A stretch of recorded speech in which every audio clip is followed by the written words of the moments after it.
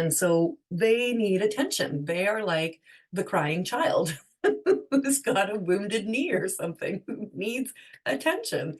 What those insecurities are indicating is, missing, I'll say, Holy Spirit and God's love in you, but also your own love in you, right? Because we know how much God loves us. We know how present He is, how compassionate and merciful He is there for us. He wants us to feel that way with ourselves too, and to come to Him to be filled in that way. So, those insecurities are a sign to you of filling your cup, of being restored, and of accepting your fragmented self, your sinful self, if you will, and finding the forgiveness and softening into that.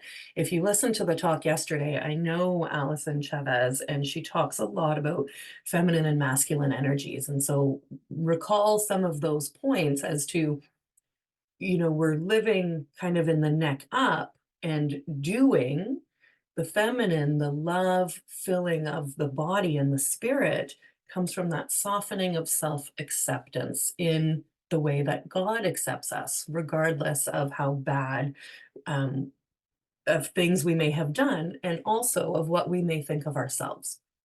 So, in our insecurities, we want to acknowledge them, embrace them, and make space for them. It doesn't mean that they can't exist and they disappear and we're just like the most confident and, self-empowered certain person in the world.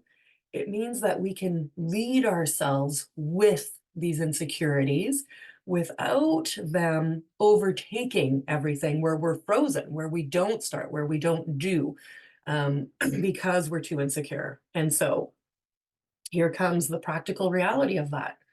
Hi, my name is Mia. I'm 42 years old, and I was, and still am, but less so. I have lived most of my life as a highly insecure person.